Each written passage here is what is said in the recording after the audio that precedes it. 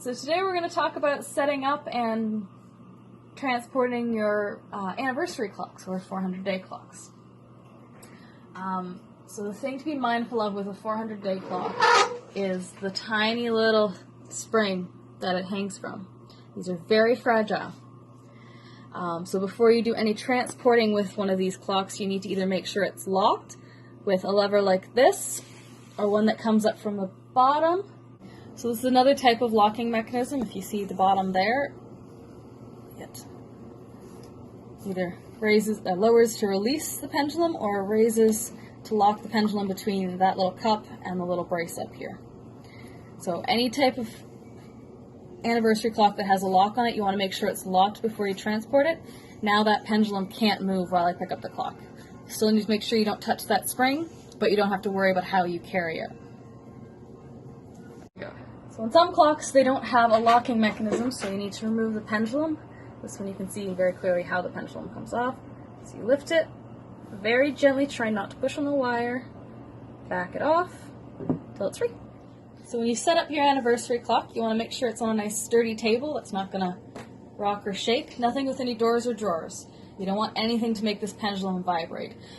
These clocks, the pendulum rotates, I think, about 3 times per minute, depending on the clock. So anything that affects the pendulum swing will affect the timekeeping a lot. So once you've got a nice sturdy place and you've placed it down there, you can unlock your pendulum. Now typically you'd be looking at the front of the clock, but I want to be able to show you the cup at the bottom.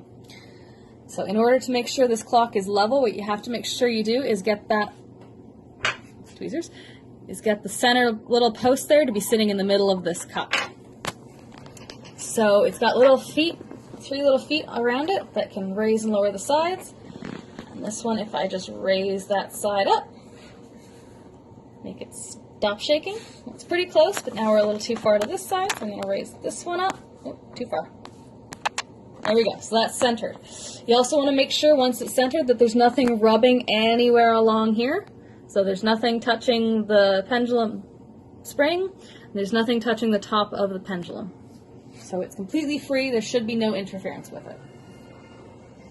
And then winding these clocks, winding keys at the back, you want to make sure you don't touch the pendulum suspension spring, and then you wind it. You can't wind it any further. Typically, these clocks are meant to run for a full year on a single wind. It is not at all harmful to the clock to wind it more often. In fact, it might help you gain better accuracy if you wind it once a week. Accuracy on these clocks, I think I mentioned before, is about plus or minus 2 minutes, maybe a bit more or less.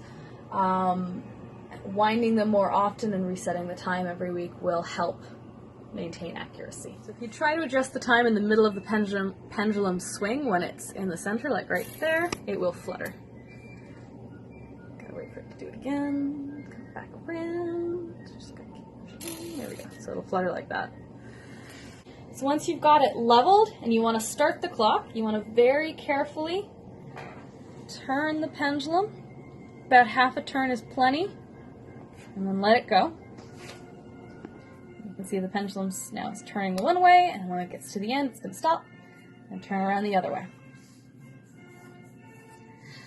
It usually takes about 5 minutes for it to settle into its proper rhythm. So if you set the time right away, it's not going to necessarily keep time for the first 5 minutes. Once it's settled, you can readjust the time.